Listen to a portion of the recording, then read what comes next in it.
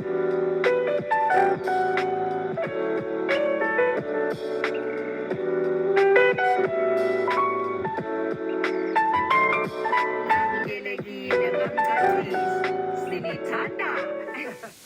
guys, welcome back to our YouTube channel. Hey guys, welcome back to our YouTube channel. For those of you who don't know who I am, igama lam Babalwa Mcaciso, and today, I'm kidding, you are a returning subscriber. Thank you so much for the love. Thanks for tuning in. Thank you for returning, and thank you so much for liking and sharing our videos. So welcome you guys. Today I am alone. In our previous video I did mention, well, myself and Zola did mention that I will be taking over the channel and basically just running with it, because I decided to do this on a full-time scale. Yep, I left my job in 2021 and I decided to do this full-time, and I think for a very long time, because I was so used to being with him on the channel, like I found it really difficult to let go, because I was just like, oh, it's our thing. But no, I'm the one that said that I wanted to start a YouTube channel, and I'm the one that basically left my job to do this on a full-time scale. So yes, I am gonna be running with it, you guys, and I'm actually really excited. The vlogs will still be here. He's definitely still around. The kids are also still around, so we're gonna have a variety of all those different things on the platform, and nothing much really is gonna change. Like nothing much is gonna change really. I'm just gonna be doing a lot of these sit downs, the vlogs, the usual stuff where I take you guys throughout my week. And yeah, I also want to get into some fashion hauls and fashion content, because I have been doing that on my Instagram, but I haven't really been doing it on YouTube, and it's something that I really want to do. So yeah, so I thought I should take this opportunity to actually do a get to know me video, because obviously there are people that started the journey, the YouTube journey with us, like from back in 2020, yes, 2020, and there are new people that obviously don't know background information and a background story about myself, who I am, and I thought I should start things there before getting into like all the other things, so that it makes sense for the people that are new here to also get to know like who I am and stuff. So basically, I am Babalwa. I was born in Port Elizabeth years ago. I'm not going to reveal my age, even though some of you know how old I am. I was born in PE and then relocated to the Western Cape in a town called Langebaan. Not Langebaan, actually. I went to school in Langebaan and I stayed in Friedenberg. I moved from PE in grade 7. I went to Greenwood Primary School, finished school there. Then when I moved here, I started grade 8 here in the Western Cape at a school called Turo Langebaan. And the whole reason why we relocated was because my dad got moved to another job. He got another offer within the same company, to come and run the operation, which was in the West Coast. So our whole family had to move, and then I went to Curo for 2 years. And the reason why I went there for 2 years was because, guys, what a traumatic experience. Like, I was the only black child in my school, and it was a new Curo. So they had a primary school, and then in the high school they had a grade 8 and a grade 9 when I was there. And I started in grade 8. So every year they would add a grade, as it was up until grade 9. So the following year, with those grade 9s, they would add grade 10, grade 11, until they got to matric. So when I got there was only grade 1 until grade 7, and then in the high school they only had grade 8 until grade 9. So went to the school, and I basically left because of racism and bullying. Guys, I had so much trauma I will never forget. I remember this one time my mom was driving me to school, and I literally cried. And I was like, I don't want to go to school because like everyone would pick on me as the black child. I was chubby, so I wasn't the right body, or like that fitted into like all the other girls that were in the school. And like you're going through a stage because you're a teenager and your body's changing and you are facing scrutiny for being different, and you're going through a whole transition of your body, like transitioning into from like being a child to womanhood. So, oh my God, like they even picked on my hair. Like they asked, why is my hair like this? Because my hair was relaxed, and they would ask, why is it oily? Wada.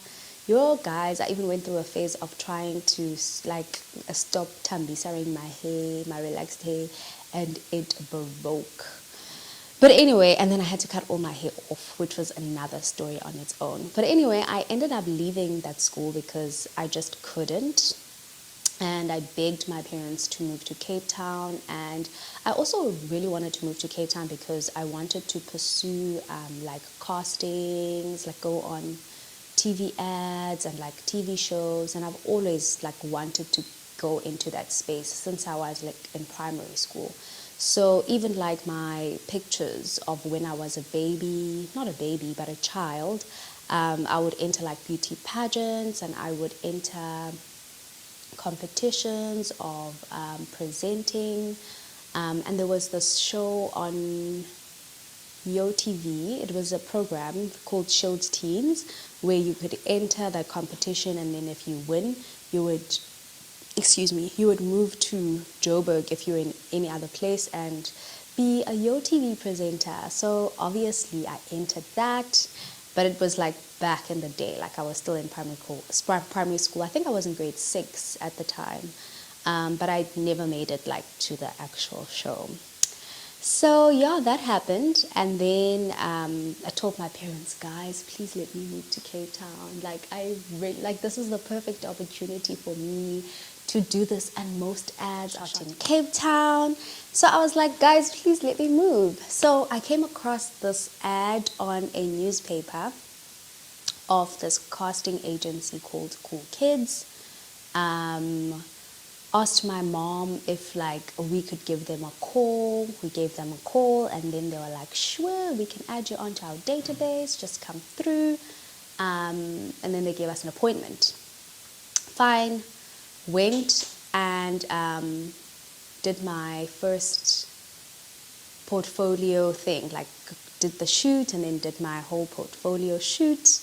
And then I was added onto their database. Then I got called to do my first casting. Oh, I was so excited. I was so nervous and so excited. And I was excited because it was a TV show that was going to be on SABC3 called Which Way. So then I went to the auditions, which were here in Cape Town in Observatory at Black River Park, the studios where they shoot Hectic 99. Went, auditioned, and it went well. I then got the call back to come and audition again in the second round because my name had been shortlisted. Then from the shortlist, I think there were about 30 people or 30 some odd people, I'm not quite sure, from that shortlist. Went back, auditioned again, and then I got another call back. And this call back now was 14 of us. I think it was 14 or 10, I don't remember. But this number was the people that would shoot the first 2 episodes of the show. And then from that first 2 episodes, they would choose. Then from the first 2 episodes, they would choose the final 4 people that they would take to be on the actual show. So I shot the first 2 episodes, and then I got the call that I made it to be on the show. Life-changing moment. Yeah, I was so excited, you guys. I was the happiest person ever. And at this time, I had already moved to Cape Town, actually. I was in grade 10, and I was studying here in high school. I was doing I was doing grade 10 here in Cape Town. Then got the call and they told us when we would be starting and how the show would basically work. Because it's a traveling show, we would do it during school holidays. And yeah, so it was so much fun, guys. And they would pay, we would travel. They paid us well, and we were really, really well taken care of. We traveled the whole country. It was such an amazing experience. There were 4 of us cast members on the show, 2 boys and 2 girls, and we were all in high school. And then there was one mentor, the guy that was the main host of the show, and he would drive us around. And then there was the whole production team, obviously the people that would be filming the show, etc. and etc. It was really nice. I learned so much from that experience, regained my confidence because my confidence was shaken from the whole school experience of being at the Cure in Langebaan. Oh my gosh, yeah. But anyway, got back on my feet, did that show for about 3 years, did it in grade 10, grade 11, and in grade 12, I only did, we only did it once. We went away during our Easter holidays, and then that was the final part of the show. Amazing experience, totally would do it again now that I'm older. And yeah, so that was the first show that I did. And then the second show that I did was very short. It was 1 episode that played on SABC 2. And this was a Carol Bauer production where I played a victim of Ukutwalwa. Ukutwalwa is being abducted and getting married into, a guy choosing you to get married to you. And then in the process of me, Ditwelwe, in this episode, I got raped, and then it was a whole court case, and yeah. So those were the 2 roles that I did. And then when I was in matric, my dad was like, okay, cool, I can see that you really love this thing, but what are you going to study? Are you going to continue in this whole acting presenter thing? Or are you going to take another route? And shame, my parents were so supportive, you guys, very, very, very supportive. And they were like, no, girl, we support you. They were like, no, girl, we support you. Whatever you want to do, we are totally there with you. And then I did my research. I spoke to a few people, and I spoke to a cousin of mine, and she was like, oh my gosh, you would do so well if you studied marketing and advertising. There's a friend of mine that went to this really good school. It's called the AAA School of Advertising. And she's doing really well. She works in the advertising industry now, and she's doing so well. So I think you would really fit in that space. So I was like, oh my gosh, it sounds really nice. It sounds cool. It sounds like something that I would want to do. And also I'd work behind the scenes, which would help me understand the whole production industry even better. So then fine, I went to the school, I did my research, and guys, the application process, oh my goodness, anyone that went to AAA knows how difficult it was to get in at the time. I'm not quite sure what it's like now, but guys, they literally used to it was such an amazing school. They would take the best of the best. You had to submit a whole assignment before. In your application, it wasn't just filling in a form and handing in your marks. You had to literally do a thick 40-page assignment or something like that. I don't remember, but it was a lot. You had to research, and it was very difficult to get in. It was also very, very expensive. I remember when I went there, school fees was literally 60K per year, excluding accommodation, excluding textbooks, excluding what else? Yeah, it was just that. And then also you had to pay the registration fee. But it was really good because by the time you graduated, you were fully plugged into the advertising industry, and you were really just well equipped. They would help you find an internship, place you at an agency that well suited your personality and basically what you wanted to do in the future. So, best. I would highly recommend it if you want to go into the advertising space. But I do know that there's Vega now. It's become so competitive. There's Vega and what else is there? Red and Yellow, but Red and Yellow has always been there. So yeah, so I graduated. I did a BA in Integrated Marketing Communications, graduated, and then I started interning. I interned at a couple of places actually, I think 3, until I secured a position in my other internship. But one of the places that I did intern at as well was Ogilvy. I did intern at Ogilvy though, but that's the second place I interned at. It was, it was the third place I interned at, actually, I'm lying. The first one was Mullen Low. I don't know if they still opened. And then the second one was Afternoon Express and Espresso, which was owned by Cordova / Twelepele Productions. I interned there for about 3 months, learned so much. And then I left, and then I went to go intern at Ogilvy, of which then I got placed as an account exec, and I worked there for 2 years after my internship. Then I moved around and I went to 2 other agencies before I started the social media influencing thing on a full-time scale. But the whole plan was not Instagram. Like, I don't know how I eventually got onto Instagram and to be where I am right now.